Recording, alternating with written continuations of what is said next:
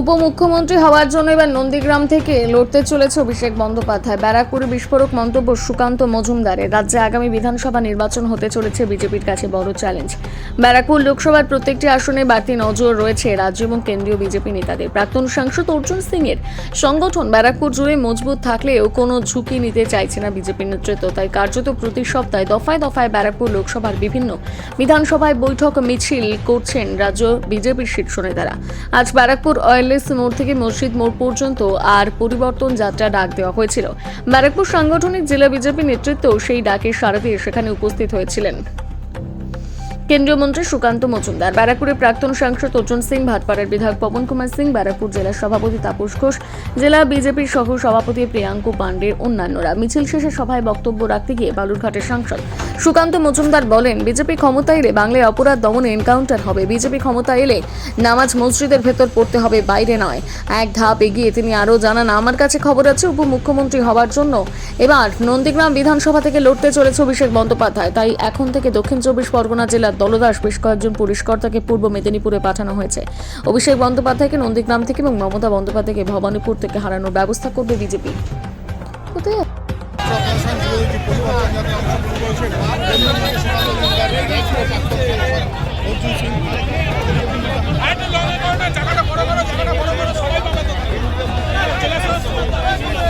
খেলতে পারবেন মাননীয় মুখ্যমন্ত্রী, আমরা জানি আপনি কি খেলতে পারেন। 26,000-এর চাকরি খেয়ে নিয়েছেন, এর থেকে বড় খেলা কে খেলতে পারে? আপনার হসপিটালে রোগী শুয়ে থাকে, তার চোখ ইঁদুর খুবলে নিয়ে চলে যায়, এর থেকে কে ভালো খেলতে পারে? আরজি করের মেয়ে আমাদের বোন, ক্ষীর কাছে নারায়ণ নেই। নারায়ণ কোথায়? নারায়ণ অন্য রাজ্যে, গুজরাটে। নারায়ণ গুজরাটে ইটের মাথা কোথাও ছোট একটা রোজগারের কাজ করতে গেছে, কারণ পশ্চিমবঙ্গে রোজগার নেই। এই গোটা পশ্চিমবঙ্গের লক্ষ্মীদের নারায়ণ ছাড়ার কাজ যদি কেউ করে থাকে, সেটা মমতা বন্দ্যোপাধ্যায় করেছেন। বলেছেন, আমি এই নারায়ণদেরকে এখানে থাকতে দেব না। বিজেপি এলে কি করবে, কি পরিবর্তন করবে? পরিবর্তন কেন বিজেপিকে ভোট দেবেন?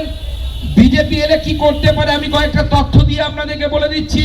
আমার কথায় আমি শিক্ষা নিয়ে একটা উদাহরণ দিচ্ছি। ভারতবর্ষে 11খানা শিক্ষা প্রতিষ্ঠান গোটা বিশ্বের তালিকায় আসতো, সেই তালিকাকে বলা হতো কিউএস র্যাঙ্কিং। গোটা বিশ্ব মানে থাকে, আমেরিকাও মানে, সবাই মানে। নরেন্দ্র মোদী 11টা নিয়ে শুরু করেছিল, 11টা সেন্ট্রাল গভর্নমেন্টের ইনস্টিটিউট, ইউনিভার্সিটি তারা ছিল র্যাঙ্কিং এ। এখন এই কয়েক বছর পর 54খানা ইনস্টিটিউট কেন্দ্র সরকারের, তারা ভারতবর্ষের, তারা ওয়ার্ল্ড র্যাঙ্কিং এ অংশগ্রহণ করছে, তারা তাদের লিস্টে আছে।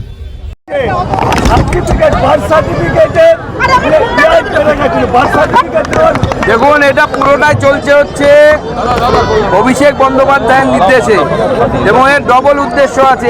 এক, মুসলিম বাংলাদেশি নাগরিকদেরকে বার্থ সার্টিফিকেট দিয়ে তাদেরকে ভারতবর্ষের নাগরিক করা। আর দ্বিতীয় হচ্ছে বন্দুকটা ফিরাদ হাকিমের ঘাড়ে রেখে ফাটানো হচ্ছে, ফিরাদ হাকিমকে আগামী দিনে ফাঁসানো।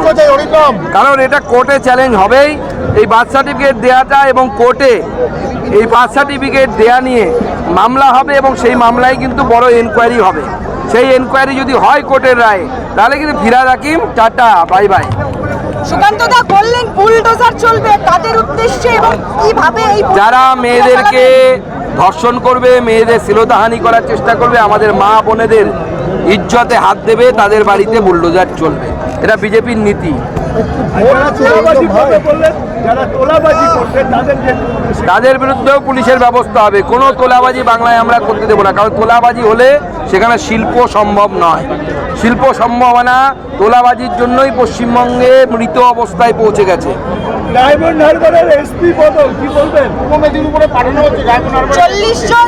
আমার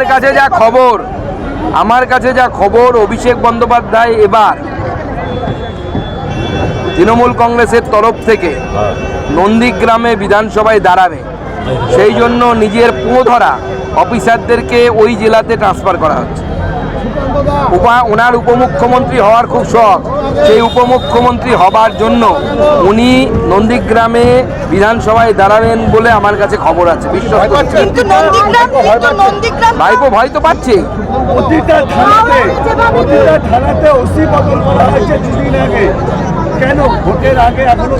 ভোটের আগে কালেকশন করার জন্য। ওসির পোস্ট তো 22 পোস্টিং, আপনারা জানেন তো। এক একটার দাম ওঠে, দর ওঠে, নিলামে যেরকম দর ওঠে। বনগাঁর ওসি হলে দর বেশি, বর্ডার এলাকা আছে, মাল পারে পারে পয়সা পাবে, যেরকম দর ওঠে সেখানে দর বেশি, সেখানে নতুন লোক নতুন পয়সা দেবে। এতদিন যে ওসি ছিল সে আগে পয়সা দিয়েছিল, সেটা আর এখন দেবে না। এখন নতুন দর উঠিয়ে এই ভোটে লড়ার জন্য ফান্ড তৈরি করছে তৃণমূল।